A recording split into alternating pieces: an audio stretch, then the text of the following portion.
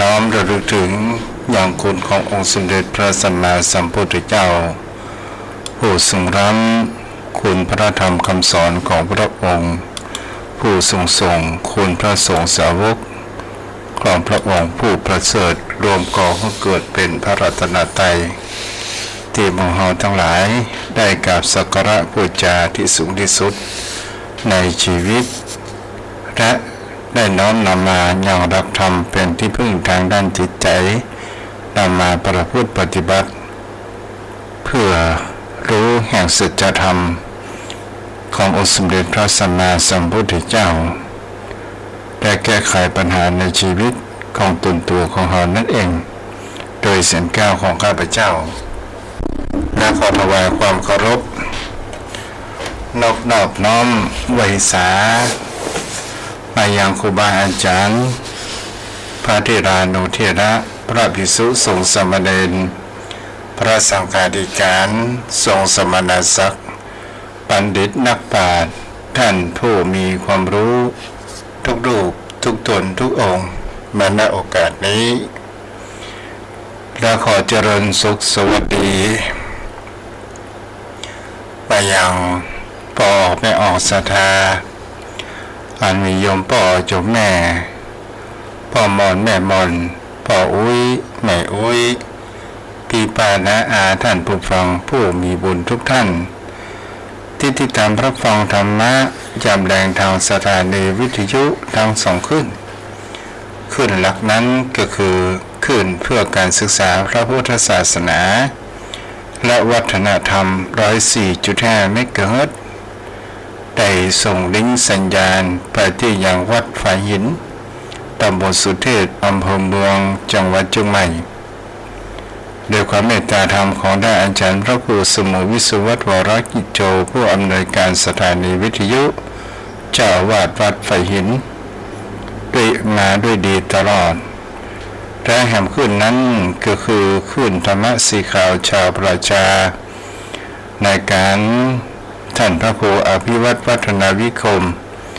ในประธานในเครือข่ายของขึ้นธรรมะสีขาวชาวประชาในการเก้าลิงก์ส่งสัญญาณไปยังในเครือข่ายต่างอำเภอต่างจังหวัดในภาคเหนือของเฮาจุดประสงค์เพื่อการเผยแพร่ก็ขออนุโมทนากับศรัทธาญาติโยมพี่น้องที่ได้รับฟังกันแม้ตัวของอาตมาภาพพระครูไพศาลสุตตกรเจ้าอาวาสวัดทุ่งประกิตตำบลหนองหานอำเภอสันทรายจังหวัดเชียงใหม่ออกในนามของคณะสงฆ์จังหวัดเชียงใหม่และในนามคณะสงฆ์อำเภอสันทรายมาอยู่เป็นประจำทุกวันพฤหัสและวันศุกร์ในยามแรง5 โมงจนถึง6 โมงโดยประมาณโยมพ่อชมวันนี้ตัวเจ้าจะพูดในเรื่องของคำว่าความรักซึ่งมีภาษาบาลีว่าปิยโตชยติโสโกที่ไหนมีรักที่นั่นก็มีทุกข์สิ่งเหล่านี้ศรัทธาญาติโยมทั้งหลายบางครั้งบางคราวผู้คนเราเข้าใจว่าความรักนั้นมันก่อให้เกิดแห่งความสุขก่อให้เกิดแห่งความสมปรารถนาความรักคือการเสียสละความรักคือการสงสารความรักเอาเกิดจากการเอื้อเฟื้อเผื่อแผ่นี่ก็คือเรื่องความรักศรัทธาญาติโยมทั้งหลายวันนี้เมื่อสมัยตัวเจ้าเป็นเนนเรียนบาลีอยู่สำนักวัดพุทธบาทตอบข้าก็บอกเข้าใจนะคำว่าปิยเตสยโกโสปิยโตสยติโสโกที่ไหนมีรักที่นั่นมีทุกข์คำนี้ศรัทธาญาติโยมทั้งหลายในความเป็นวัยรุ่นเฮาก็คงจะมามีความรู้แท้ดีจริงแล้วพุทธองค์นั้นจะได้ว่าความรักนี้เป็นสิ่งที่มันก่อให้เกิดแห่งความทุกข์นั้นภายหลังนั่นก็คือความทรมานความ บ่สบายใจความพลัดพรากอย่างนี้เป็นต้นวันนี้จะมาพูดในเรื่องแห่งรักแห่งอมตะของพระอานนท์ผู้เป็นอนุชาขององค์สมเด็จพระสัมมาสัมพุทธเจ้าบ้านเฮาของว่าเป็นลูกผู้พี่ผู้น้องและก็เกิดในวันเดียวกันเป็นสหาชาติขององค์สมเด็จพระสัมมาสัมพุทธเจ้าและเป็นพุทธอุปถากองค์สมเด็จพระสัมมาสัมพุทธเจ้าศรัทธาญาติโยมทั้งหลายความรักอันเป็นอมตะที่เกิดขึ้นนางโกลิลาซึ่งเป็นนาทาสีเป็นผู้รับใช้มหาเศรษฐีอยู่ในเมืองราชคฤห์ศรัทธาญาติโยมทั้งหลายต่อมาอยู่วันหนึ่งนั้นพระอานนท์ได้เดินทางแต่วันนั้นเป็นวันที่มีอากาศร้อนอบอ้าวนั้นเกิดขึ้นแล้วก็ได้เดินทางได้มาพบปะผู้คนได้ตักน้ำที่ยังน้ำบ่อพระอานนท์นั้นก็เกิดความอยากจะฉันน้ำด้วยความกระหายนั้นเกิดขึ้นศรัทธาญาติโยมทั้งหลายพระอานนท์นั้นก็ได้อุ้มบาตรได้ไปถึงยังนางผู้เป็นทาสีนางโกลิลาศรัทธาญาติโยมพระอานนท์นั้นก็ได้อู้ออกไปว่าน้องหญิงขอบิณฑบาตน้ำศรัทธาญาติโยมทั้งหลายนางนั้นก็ได้ตักน้ำบ่อแล้วก็บักกล้าที่จะใส่บาตรเอาน้ำใส่บาตรอย่างของพระอานนท์เพราะอาหารผิวพรรณของพระอานนท์นั้นก็รู้ว่านี่คือผิวพรรณของบุคคลผู้เป็นวรรณกษัตริย์นั้นศรัทธาญาติโยมทั้งหลายนางทาสีก็คงเป็นผู้รับใช้ในวันนั้นอย่างกว่าจันทานหรือว่าสูตรศรัทธาญาติโยมทั้งหลายนางก็ไม่อยากจะกล้าบอกกล้าเพราะว่าประเพณีในอินเดียถือในเรื่องชั้นวรรณะแล้วพระอานนท์บอกว่าเป็นอย่างน้องหญิงแต่เฮานั้นก็เป็นผู้คนเสมอกันเป็นมนุษย์เหมือนกันน้องหญิงก็เป็นมนุษย์อาตมาก็เป็นมนุษย์ก็คงจะมามีปัญหาใดๆทั้งสิ้นนางก็ได้เงยหน้าแล้วหันพระอานนท์และได้ยินเสียงวาจาคำพูดของพระอานนท์นั้นก็เกิดแห่งความรักเกิดความสิเนหาเหมือนกับว่าเป็นบุพเพสันนิวาสในการที่อาจจะเป็นเนื้อคู่กันในอดีตในอดีตชาติหมอว่าชาติใดก็ตามศรัทธาญาติโยมทั้งหลายเมื่อพระอานนท์ได้รับน้ำ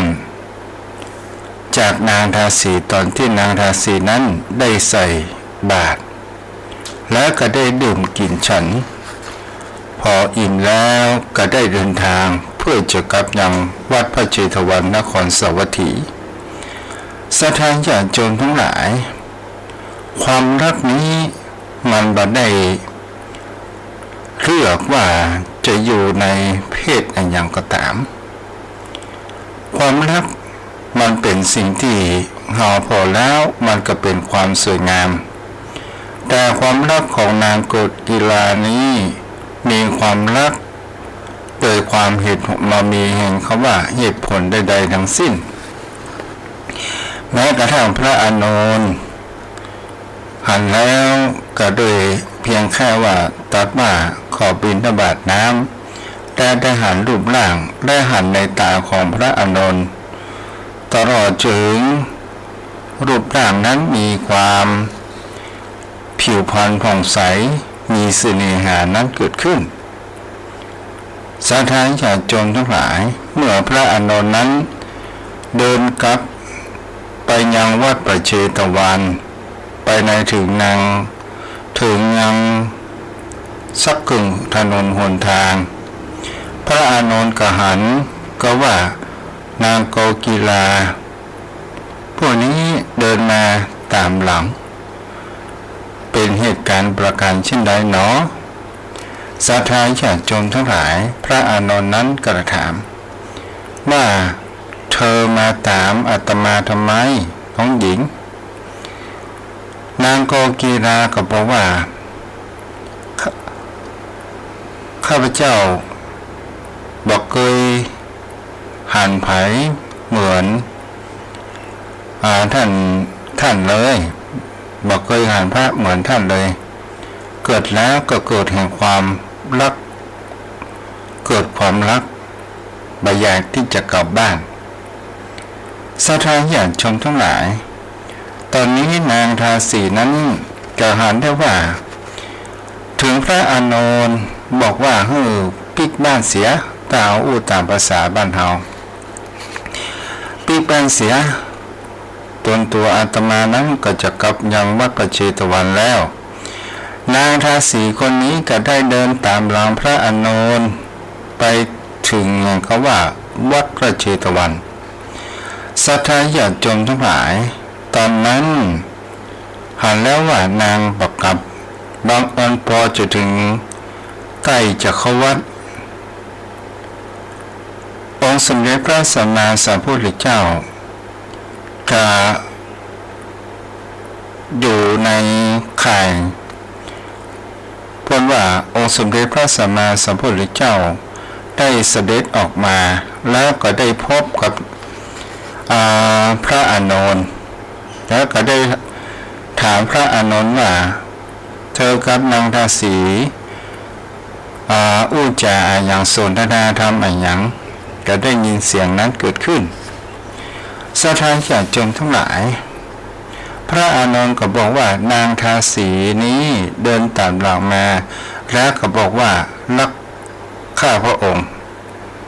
สาธารณชนทั้งหลายความรักที่นางมีกับพระนี่ก็เป็นสิ่งที่บางครั้งบางคราวเป็นสิ่งที่ผู้คนเฮานั้นถ้าว่าเฮาบ่ได้พระอานนท์บ่ได้ศึกษาธรรมยังมีกิเลสยังความเป็นปุถุชนอยู่ยังเป็นพระบ้านๆอย่างกับทุกเจ้าบ้านเฮาบางตนบางอน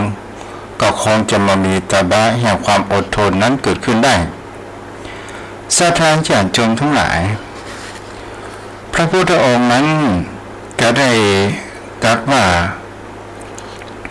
เธอมีความรักในพระอานนท์ในเรื่องแห่งความรักนี้เป็นสิ่งที่พระอานนท์ได้อู้กับนางทาสีว่าความรักเธอจะมารักฉันได้อย่างไรเพราะว่าเธอนั้นเป็นเพศหญิงเป็นผู้หญิงความรักจะต้องมีเลือกแห่งเขาว่าเลือกตัวจ๋าพระอานนท์นั้นก็ได้ตอบบอกไว้ว่าความรักมันเป็นเรื่องร้ายไม่ใช่เรื่องดีและพระพุทธองค์นั้นเคยได้ตรัสว่าความรักเป็นเหตุให้เกิดแห่งความทุกข์โศกและความทรมานแห่งจิตใจนางทาสีนั้นก็ด้วยความรักที่มันปิดบังแห่งปัญญาก็ได้ทำอาการในเรื่องแห่งเขาว่าความโกรธทุกข์กับสนใจอย่างพระอานนท์จะอู้จาเหตุผลลำดับไปอย่างใดก็ตามก็ด้วยความรักมันเป็นแม้กระทั่งพระอานนท์นั้นบอกว่าความรักนั้นมันเป็นเหมือนกับไฟถ้าคนเฮานั้นเอามือไปจับไฟเฮามือเฮานั้นก็ปองแต่ถ้าเฮาบ่อยากที่จะให้ไฟนั้นไม่มือเฮาก็ควรที่จะไปเล่นกับไฟหรือไปจับไฟนั่นเอง ศรัทธาญาติโยมทั้งหลายเมื่อองค์สมเด็จพระสัมมาสัมพุทธเจ้ามาปรากฏตัวนั้นพระองค์นั้นก็ได้ตรัสบอกว่าเธอพูดจาอย่างขันเสียงไปถึงอย่างในขันพระกุฏิเกิดขึ้นแล้วพระอานนท์นั้นก็บอกว่านางโกกีฬาผู้เป็นทาสีของเจ้าเศรษฐีคนหนึ่งศรัทธาญาติโยมทั้งหลายก็ได้ตรัสบอกประการเช่นนั้นองค์สมเด็จพระสัมมาสัมพุทธเจ้าเป็นเรื่องจริงหรือน้องหญิงโกกีฬาศรัทธาญาติโยมทั้งหลายถ้าตามภาษาบ้านเราเขาว่าแต่กายโยมรักตู้เจ้าตัวนี้แต่กายไอ้หรอกมันเข้าใจง่ายศรัทธาญาติโยมทั้งหลายนางโกกีฬากะฮักแต่กะเจ้าหันแล้วก็มีความประทับใจเธอประทับใจอย่างกับพระอานนท์ศรัทธาญาติโยมทั้งหลายประทับใจหันในตาของพระอานนท์นั้นมีความสวยงามศรัทธาญาติโยมทั้งหลายพระองค์นั้นก็ได้ตรัสว่าแต่กะเธอว่าในตาของพระอานนท์นี้สวยงามจริงหรือพระองค์นั้นก็บอกว่าลองพอสิ่งดีๆเกิดขึ้นว่าในตานั้นมันมีหากเขาว่าเส้นประสาทที่มีความละเอียดอ่อนแล้วก็ต้องหมั่นเช็ดสิ่งสกปรกจะเป็นขี้ตาจะเป็นน้ำตาที่มันไหลอยู่เนืองนิดและมีความสกปรกและมีความขุ่นมัวในบั้นปลายชีวิตนั้นก็คือความชราเธอฮักของพระอานนท์อย่างนี้จริงหรือศรัทธาญาติโยมทั้งหลายนางโกกีฬานั้นก็ได้มีความอึดอัดและก็ได้ตอบไปว่าเธอรักอะไรอย่างในตัวของพระอานนท์เห็นโอ้หันหูของพระอานนท์นั้นเป็นหูที่มีลักษณะมีอายุยืนอย่างกว่ากันไปหูมีความสวยงามศรัทธาญาติโยมทั้งหลายพระองค์นั้นก็ได้ตรัสว่าในเธอชอบหูของพระอานนท์กะพอพระใบหูนั้นเป็นสิ่งที่หูของเรานั้นมันประกอบไปด้วยเส้นเอ็นและเนื้อในช่องหูนั้นมีแต่ส่งของสกปรกอันมีทั้งเป็นสิ่งที่ว่ากลิ่นเหม็นที่เขาว่าขี้หูเนาะโยมพ่อโยมแม่แล้วมันมีกลิ่นเหม็นอยู่สม่ำเสมอเวลาผ่านไปชรานั้นก็หูตึงฟังบารานัดบ่ได้ยินที่อย่างนี้เธอจะมีความรักในใบหูของพระอานนท์อยู่กะนางกับพระเจ้าว่าอย่างใดก็เลยตอบว่าข้าเจ้าฮักจมูกของพระอานนท์จมูกของพระอานนท์มันโด่งดีมันแสงดีศรัทธาญาติโยมทั้งหลายพระพุทธองค์ก็บอกว่าจมูกนั้นมันประกอบไปด้วยกระดูกอ่อนและมันก็มีโพรงแล้วภายในมันก็มีน้ำมูกและมีเส้นขนและมีของโสโครกมีกลิ่นเหม็นเป็นก้อนๆปนออกขี้มูกอย่างนี้เธอจะมีความรักอยู่หรือมันมีหากเขาว่าเส้นประสาทที่มีความละเอียดอ่อนแล้วก็ต้องหมั่นเช็ดสิ่งสกปรกจะเป็นขี้ตาฮักของพระอานนท์อย่างนี้จริงหรือศรัทธาญาติโยมทั้งหลายนางโกกีฬานั้นก็ได้มีความอึดอัดและก็ได้ตอบไปว่าเธอรักอะไรอย่างในตัวของพระอานนท์เห็นโอ้ก็ป้านก่อนหันหูของพระอานนท์นั้นเป็นหูที่มีลักษณะมีอายุยืนอย่างกว่ากันไปหูมีความสวยงาม ศรัทธาญาติโยมทั้งหลายพระองค์นั้นก็ได้ตรัสว่าในเธอชอบหูของพระอานนท์กาพอพระใบหูนั้นเป็นสิ่งที่หูของเรานั้นมันประกอบไปด้วยเส้นเอ็นและเนื้อในช่องหูนั้นมีแต่ส่งของสกปรกอันมีทั้งเป็นสิ่งที่ว่ากลิ่นเหม็นที่เขาว่าขี้หูเนาะโยมพ่อโยมแม่และมันมีกลิ่นเหม็นอยู่สม่ำเสมอเวลาผ่านไปชรานั้นก็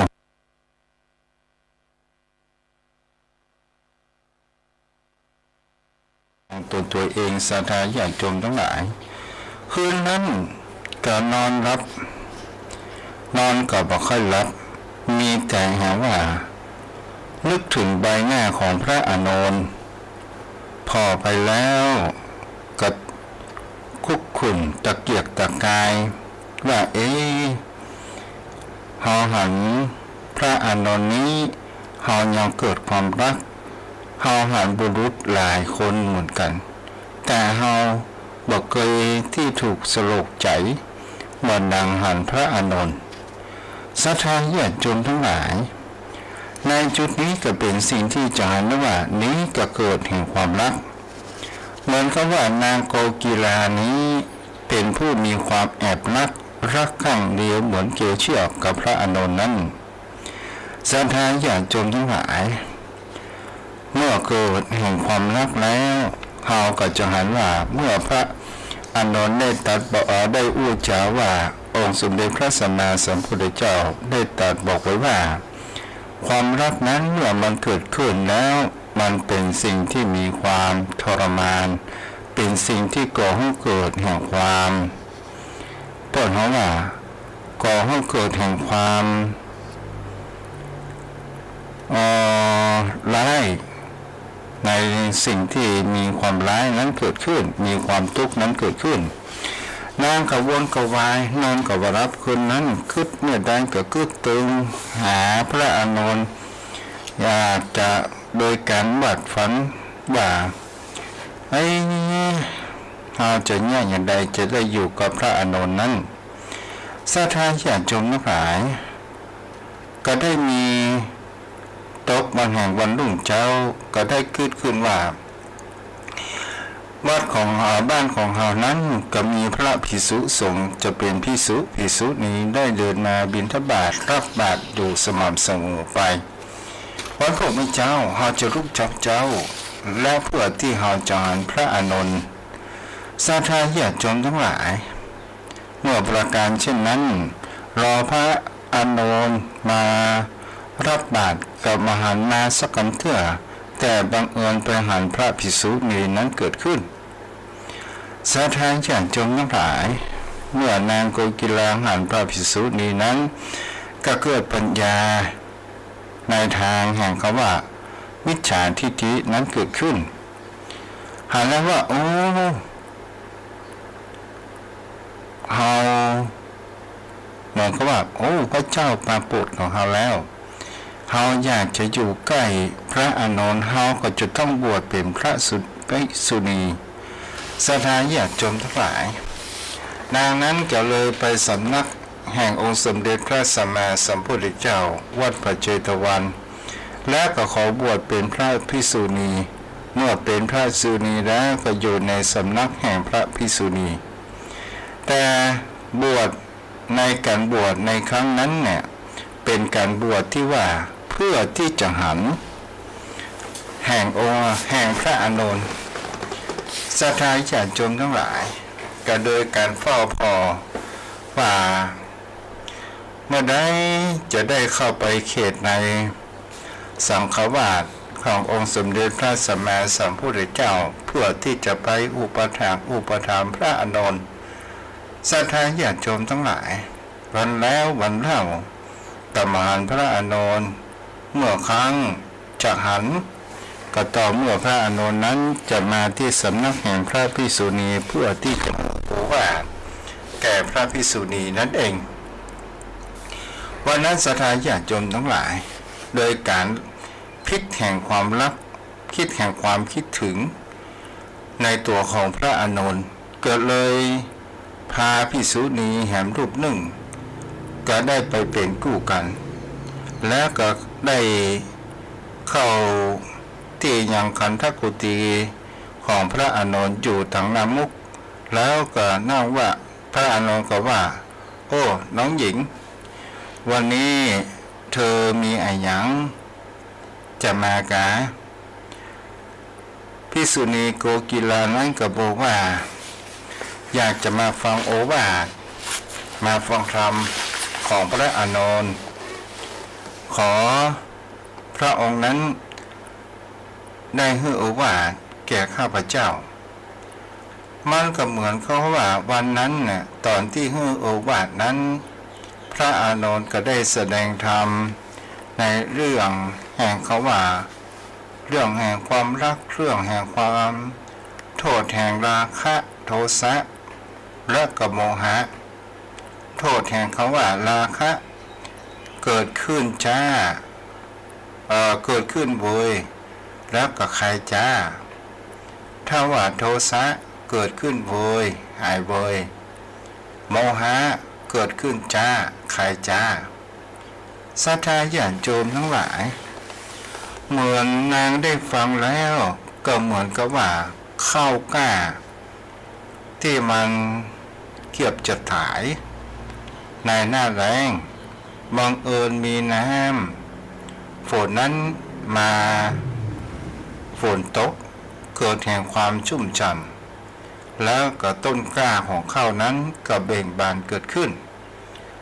ศรัทธาญาติโยมทั้งหลายก็เหมือนกับว่าจิตใจห่อเหี่ยวเมื่อไปหันคนที่รักแล้วก็มีพละกำลังนั้นเกิดขึ้นศรัทธาญาติโยมทั้งหลายตอนที่อยู่ในกุฏิของพระอานนท์นั้นนางก็มีความแช่มชื่นยิ้มง่ายยิ้มหน่อยโอ้โหไปมาก็ถึงเวลาที่จะต้องกลับยังสำนักพระภิกษุณีนั้นเกิดขึ้นพระอานนท์ก็ได้บอกว่าน้องหญิงต่อไปนี้ถ้ามามีธุระก็ไม่ต้องมาเด้อแต่ถ้าจะปะกันต่อเมื่อเราไปให้โอวาทแต่พระภิกษุณีในที่ประชุมแห่งสงฆ์นั่นเองโอ้ศรัทธาญาติโยมนางโกกีลากับมีความปวดหัวเหมือนพระผ่าลงแห่งจิตใจเกิดขึ้นนางกลับไปด้วยความเสียใจและกลับไปนอนร้องไห้แล้วในตอนเวลากลางคืนน้องร้องไห้ปวดหัวให้สะอึสะอื้นมีภิกษุณีที่เป็นเพื่อนก็ได้ถามว่าอ้าวท่านเป็นอะไรหยังท่านเป็นอะไรหยังภิกษุณีชื่อว่าโกกีลานั้นก็ได้บอกว่าอู้ฝันร้ายที่ร้องไห้เสียงดังขออภัยก็ชื่อว่านาง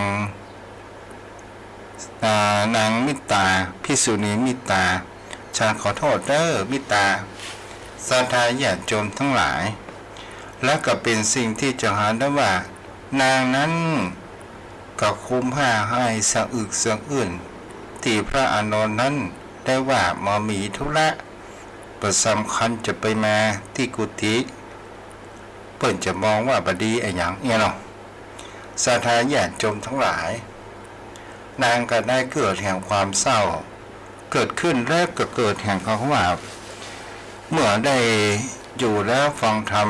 ขององค์สมเด็จพระสัมมาสัมพุทธเจ้าและก็ได้ทึกถึงแห่งคำที่พระอานนท์นั้นได้บอกไว้ก่อนหน้าแล้วว่าความรักนั้นมันเป็นสิ่งที่ก่อให้ทำร้ายและก่อให้เกิดในเรื่องสิ่งที่บดี และก่อให้เกิดแห่งความทุกข์โศกเศร้าทรมานแห่งจิตใจนั้นเกิดขึ้นนางก็ได้มีความสตินั้นเกิดขึ้น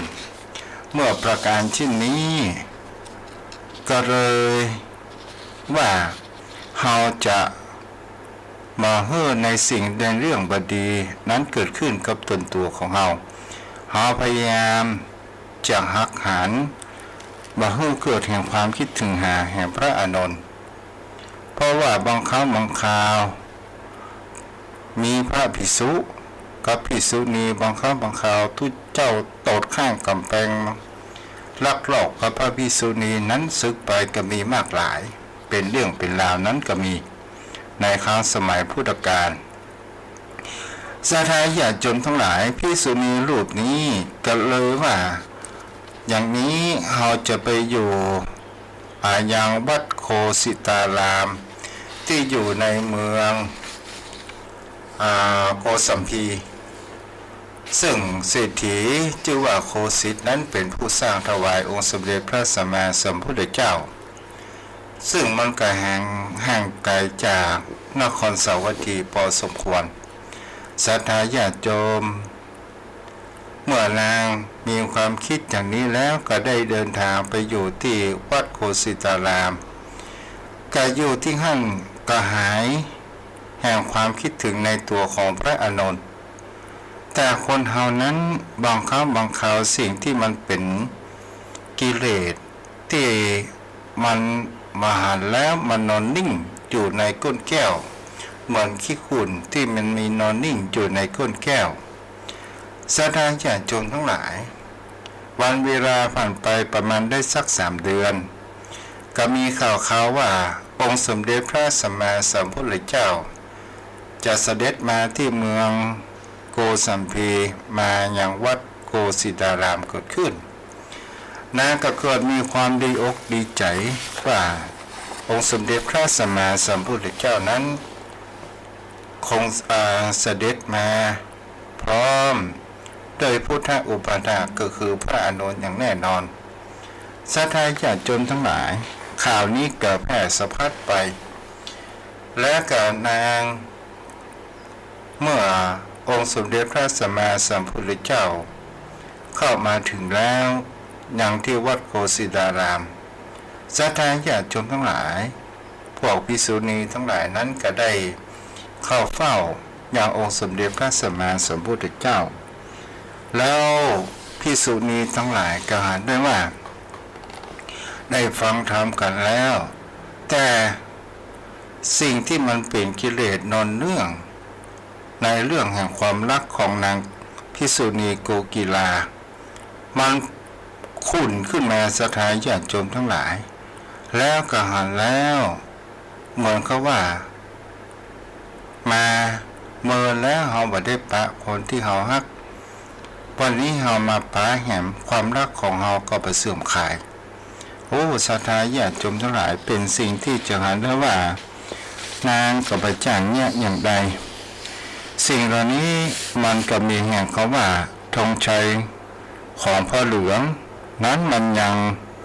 ประคับประคองแห่งพระอานนท์ประคับประคองแห่งภิกษุณีชื่อว่าโกกีลามาเฮื่อในร่วงละเมิดแห่งความเป็นพระสงฆ์องค์เจ้าถึงว่านางนั้นจะมีความรักมากมายขนาดไหนเมื่อได้ฟังธรรมขององค์สมเด็จพระสัมมาสัมพุทธเจ้าแล้วได้เกี่ยวกับเรื่องแห่งคำว่าความรักของคนเฮานั้นมันเป็นพิษมันก่อให้เกิดแห่งความว่าเมื่อเฮารักสิ่งใดแล้วสิ่งนั้นมันจะเป็นสิ่งที่มีความทรมานเป็นสิ่งที่มันจะสามารถที่จะทำร้ายตนตัวของเฮานั้นได้ประการแรกนั้นก็คือความพัดพรากสิ่งที่ผู้คนเฮารักมากมันเมื่อมันพัดพรากแล้วมันมีความทรมานมากนางก็เช่นเดียวกันแล้วก็ได้หันว่าพุทธองค์ได้ตรัสไว้ว่าแสดงธรรมให้เขามาป ก็ควรที่จะปล่อยตนตัวของเฮานั้นตกอยู่ในอำนาจแห่งความรักเพราะว่าการพลัดพรากจากสิ่งอันเป็นที่รักเป็นเรื่องทรมานและเป็นเรื่องที่จะบังคับให้เฮานั้นมีความพลาดพลาดมันเป็นไปไม่ได้คนทุกคนนั้นจะต้องมีความพลาดพลาดสิ่งที่อันเป็นที่รักที่พอใจในวันใดวันหนึ่งเฮาก็จะต้องจากไปฉะนั้นเนี่ยเป็นสิ่งที่เธอทั้งหลายก็ควรจะให้อำนาจสิ่งเหล่านี้มาควบคุมจิตใจของเฮานั้นคงหัดปล่อยวางสิพ่องสถานญาติโยมทั้งหลายแต่ภิกษุณีโกกีลานี้ก็สนใจเขาก็ว่าความรักมันปิดบังแห่งปัญญาของเธอแล้วติ๊กไปยังที่กุฏิของตัวเองก็มีพระภิกษุณีรูปหนึ่งชื่อว่าสุธรรมาศรัทธาญาติโยมทั้งหลายนางก็ได้มาถามว่าเธอเป็นอะไรหยังนางโกกีลานั้นก็บอกว่าเฮาเป็นไข้บ่สบายเฮาอยากจับฟังโอวาทจากพระอานนท์ขอบานเธอได้ก่อนภิกษุณีรูปนั้นก็บอกว่าได้แก่รู้จักอยู่ศรัทธาญาติโยมทั้งหลายเมื่อไปบอกนี้พระอานนท์นั้นก็รู้ว่านางแกล้งป่วยเลยมาที่ยังกุฏิแล้วก็เพื่อที่จะให้นางนั้นมีสติก็คือข้อธรรมะสำคัญตัวอย่างเช่นว่าธรรมดาว่าไม้จันได้ตาได้อู้จากับภิกษุณีโกกีลาว่าน้องหญิงฟังโอวาทนี้ธรรมดาว่าไม้จันนั้นแม้จะแห้งก็บ่ทิ้งกินอัศวินลงสู่สงครามก็บ่ทิ้งลีลาอ้อยแม้เข้าสู่หีบโจรแล้วก็บ่ทิ้งรสหวานบัณฑิตแม้ประสบทุกข์ก็บ่ทิ้งธรรมพระศาสดาย้ำว่าพึงสละทุกสิ่งทุกอย่างเพื่อรักษาธรรมศรัทธาญาติโยมการประกาศเช่นนั้นแล้วพระศาสดาตรัสแห่งว่าบุคคลอาจอาศัยตัณหาละตัณหาหรือเป็นสิ่งที่ว่าถ้าได้อาศัยแห่งคำว่ามานะละมานะอาศัยอาหารละอาหารได้แต่แม้แต่มีถุนแต่มีถุนนั้นพระผู้มีพระภาคเจ้าสอนเปิดเขาว่าจะสร้างสื่อคือจะไปทอดสะพานเสียอย่าทอดสะพานเพราะว่าอาศัยสะพานนั้นบ่ได้ว่าภิกษุณีรูปนี้ได้ฟังแล้วภิกษุณีโกกีลานั้นก็ร้องไห้แล้วก็เริ่มเข้าใจในเรื่องต่างๆนานาสามารถประหารกิเลสทั้งมวลในแห่งเขาว่าความสำเร็จมรรคผลชั้นสูงสุดเป็นพระอรหันต์นี่เป็นสิ่งที่ผู้คนเหล่านั้นจมพ่อจมแม่บางครั้งบางคราวเป็นสิ่งที่คนเฮาถ้าเฮาบ่ได้อย่างดังใจที่เฮาคิดอย่างดังใจที่เฮารักสุดท้ายมันบ่ได้มันมามันก็เป็นสิ่งที่ก่อให้เกิดแห่งความทุกข์แท้ทรมานมากที่สุดถ้ามันไปถึงที่สุดแล้วมันก็จะมีความคิดได้เหมือนกับบุคคลเฮานั้นเกิดความอกหักศรัทธาญาติโยมทั้งหลายบางท่านบางคนท่านมีอวิชชาปิดบังตาบอกว่ามันมีภัยอยู่แล้วมันมีภัยฮักเขาแล้วบางท่านบางคนนั้นก็ไปโดดน้ ตดน้ำตายเสียฆ่าตัวตายเสียยิงตัวเองตายเสียแล้วไม่ได้คิดถึงเขาว่าความรักที่แท้จริงก็คือพ่อแม่ความรักที่จริงก็คือญาติพี่น้องบางครั้งบางคราวเป็นสิ่งที่เราสามารถที่จะหาข้ามได้ว่าจะเป็นผู้รุษก็ตามจะเป็นผู้หญิงก็ตามความรักของผู้คนเราบางครั้งบางคราวมันก็รักเพียงแค่ภายนอกเมื่อมันเชยชมมันลิ้มรสไปทุกสิ่งทุกอย่างแล้วมันก็กลับกลายเป็นของเก่าและก็กลับกลายเป็นความเบื่อหน่ายเมื่อเกิดแห่งความเบื่อหน่ายบ่ได้เหมือนดังใจมันก็เกิดความทรมานและเกิดความทุกข์นั้นภายหลังคู่ที่จะฝากผีฝากไข่กันอย่างจริงอย่างจังที่รอดตลอดฟังแห่งชีวิตของผู้คนเหล่านั้นมันก็มีน้อยนี่ละเป็นสิ่งที่ผู้คนเฮาทั้งหลายจะเห็นว่าพระองค์นั้นได้ตรัสบอกไว้ว่าปิยะเตสยะเตโสโกปิยะโตชยะเตโสโกที่ไหนมีรักที่นั่นมีทุกข์ปิยะโตชยะเตพยังที่ไหนมีรักที่นั่นมีภัยปิยะโตวิปตัสสะเมื่อใดมีรักเสียแล้วนัตถิโลโกนัตถิโลโกกุโตพยังโศกภัยก็ไม่มีถ้าว่าเพราะว่าเมื่อเฮามามีรักเสียแล้วโศกภัยเฮาก็มามีเนาะอันนี้ก็ได้อุจจาระให้กับโยมพ่อโยมแม่นั้นได้รับฟังกันบางครั้งสิ่งที่เราเรียกว่าความรักถ้าเราเข้าใจในตัวของมันแต่ความรักในการที่ผู้คนเรานั้นมีถ้าเรามีความรักในคำสอนขององค์สมเด็จพระสัมมาสัมพุทธเจ้าเราก็มันประพฤติปฏิบัติธรรมและเราก็เข้าใจรับธรรมแห่งชีวิตสัจธรรมรับธรรมของพระองค์สมเด็จพระสัมมาสัมพุทธเจ้านั้นเป็นรับธรรมที่เกี่ยวเนื่องกับธรรมชาติไปเสียทุกสิ่งทุกอย่างโยมพ่อโยมแม่โลกใบนี้ตกจูดในกฎของพระตรัสอนิจจังทุกขังอนัตตาทุกสิ่งทุกอย่างมันมีความแน่นอนทุกสิ่งทุกอย่างมันมีนิดหมายบอกทุกสิ่งทุกอย่างนั้นบ่สามารถที่จะคงทนสภาพนั้นอยู่ได้ทุกสิ่งทุกอย่างนั้นบ่สามารถที่จะบังคับบัญชาได้เราจะหาได้ว่า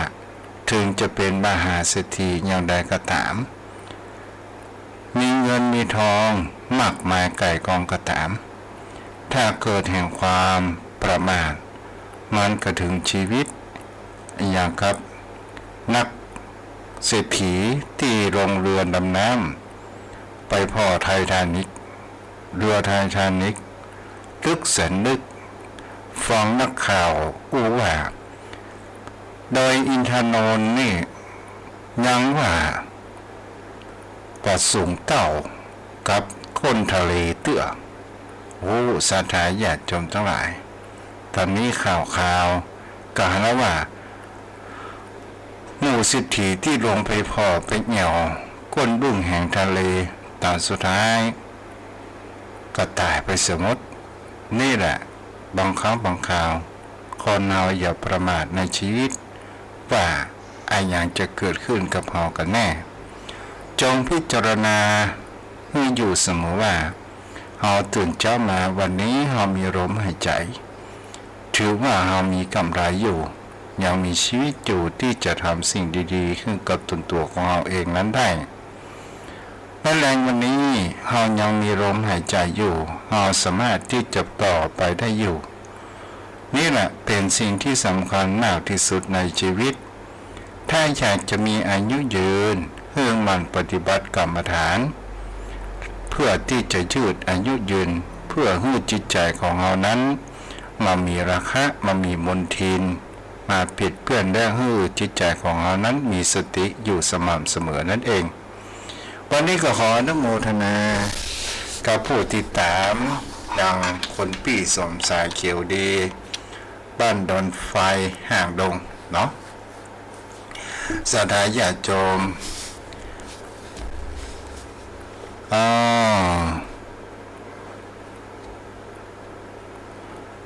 วันนี้เสียงบ่ค่อยดีจอมพ่อจอมแม่เสียงเป็นอะไรอย่างมองกันเด็กก็ฟังของกรรมเนาะ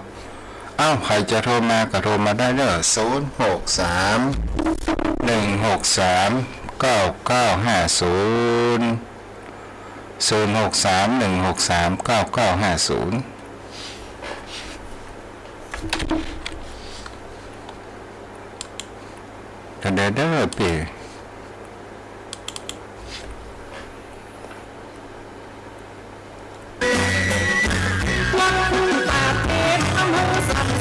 จังหวัดเชียงใหม่อยากจะขอเล่าย้อนคือประวัติณสมัยแต่ก่อนชื่อว่าวัดนาเก็บทุนแต่บ่มีข้อมูลเพียงพอบ่หูสั่งขอสอบยังตามคนเข้าเป็นเล่าหูฟังบ่มีหลักฐานครับผมพ่ออาจารย์ผมกำลังทำงานอยู่ไม่รู้ได้ยินเสียงเมื่อคืนนี้ออกรายการ4 ทุ่มหรอมาออกคืนวันพุธกะยมพ่อยมพ่อผมหลับแล้วผมตื่นมาฟังแล้วมันหลับไม่ไหวมันแก่แล้วจ้านักเรียนจะฟังอาจารย์สวดมนต์เนี่ยชอบตอนรายการสุดท้ายจ้าตอนดึกอะจ้าสวดมนต์ดีนะอาจารย์เสียงเพราะผมจะฟังแล้วหลับจ้าราชการครับท่านพิกรครับไหว้สาด้วยครับแม่วัดลีโทรมาได้เด้อ063-163-9950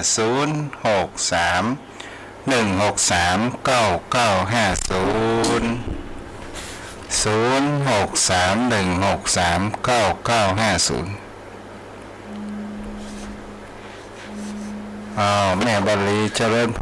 รสวัสดีค่ะอาจารย์เสียงเป็นอะไรไม่ดี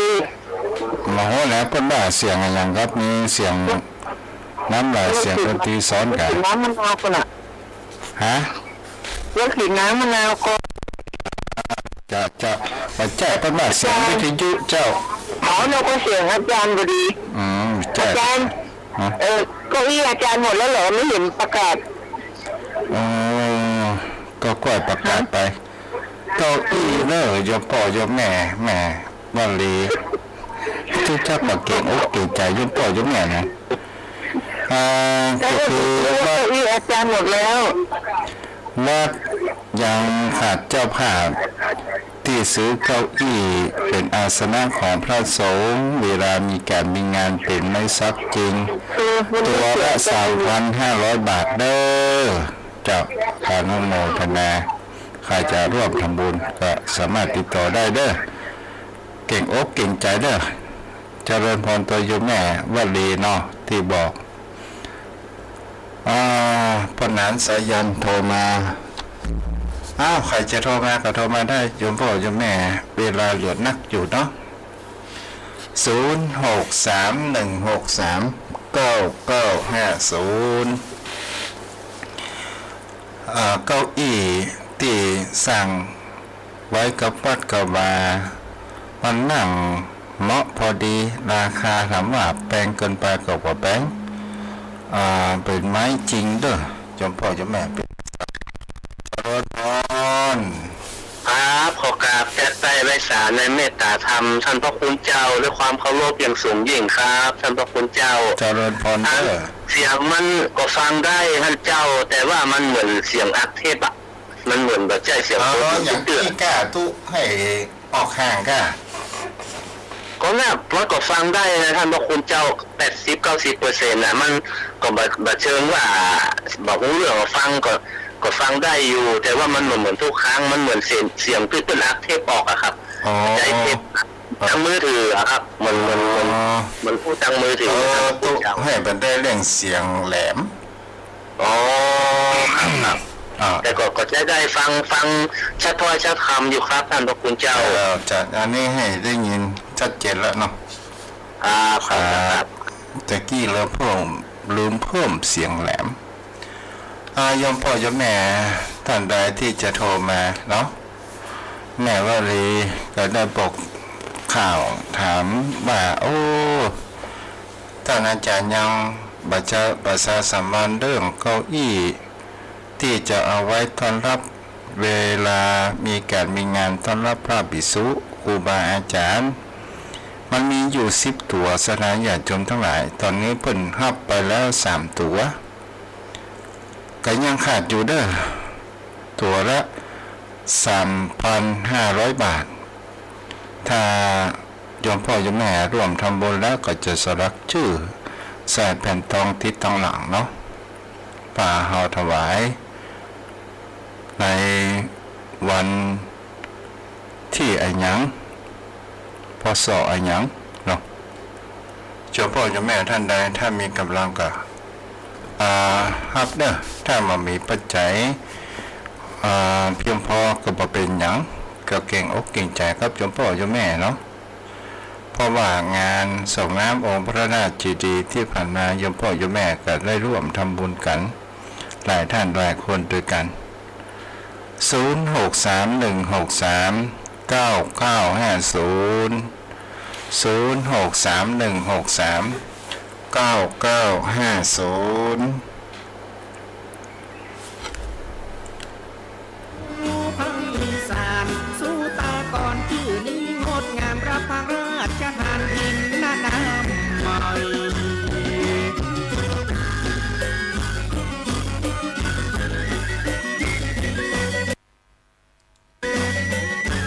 วัดทุ่งตาเกตอำเภอสันทรายจังหวัดเชียงใหม่จะขอเล่าย้อนเรื่องประวัติณสมัยตะก่อนชื่อว่าวัดป่าเก็บน้ำแต่บ่มีข้อมูลเพียงพอบ่หูสั่งพอสอบยังตามคนเข้าเปิ้นเล่าให้ฟังบ่มีหลักฐานชัดแน่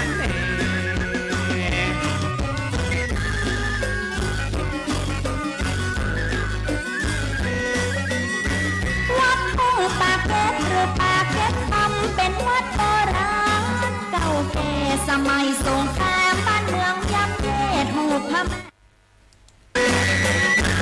วัดทุ่งตาเกตอำเภอสันทรายจังหวัดเชียงใหม่จะขอเล่าย้อนเรื่องประวัติณสมัยตะก่อนชื่อว่าวัดป่าเก็บน้ำแต่บ่มีข้อมูลเพียงพอบ่หูสั่งพอสอบยังตามคนเข้าเปิ้นเล่าให้ฟังบ่มีหลักฐานชัดนั้นแน่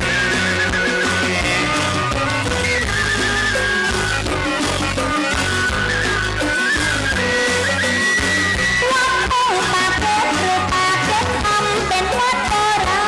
ณเก่าแก่สมัยสงครามบ้านเมืองย่ำแย่ถูกพม่ายึดของเมืองเขาวัดเขาว่าบะเหลือหักเงาเข็นข้าผู้เจ้าตนบุญหุ่นเหลืองสมัยขาดการเจริญรุ่งเรืองพม่ายึดเมืองเชี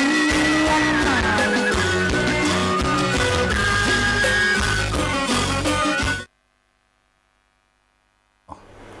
เสียงบ่ค่อยดีสถานญาติโยม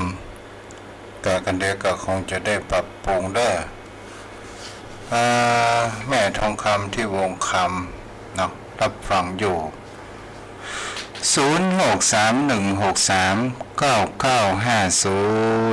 เอาละโยมพ่อโยมแม่ถ้ามามีภัยโทรมาก็คงจะวัดวางวงไว้เพียงตรงอีเด้อในทิศหน้าเฮาก็มาฟังกันใหม่ขอปูนกินปูนตาลปกปักรักษาโยมพ่อโยมแม่ท่านผู้ฟังให้มีสุขภาพร่างกายแข็งแรงเหมือนกันทุกผู้ทุกคนเด้อจัตตารโอธรรมาวัฏันติอายุวโนสุขังพลัง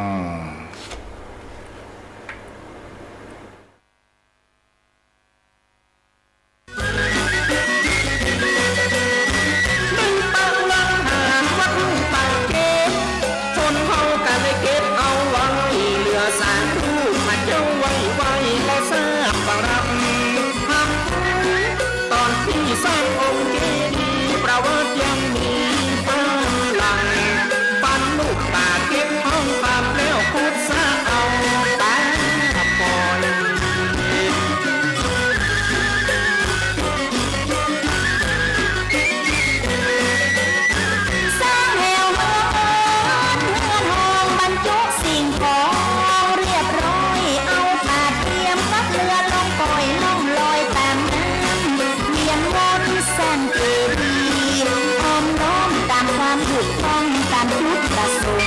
ได้สำเร็จกินบุญของคนสมัยตะกอน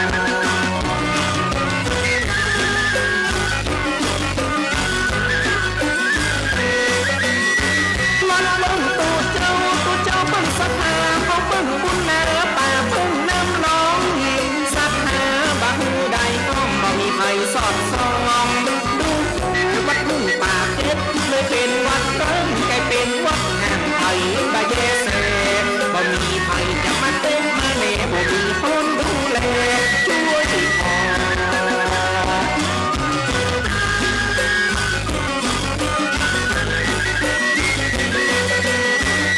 บะหมี่เล็กน้อยแม่ชีบะหมี่ตุกติ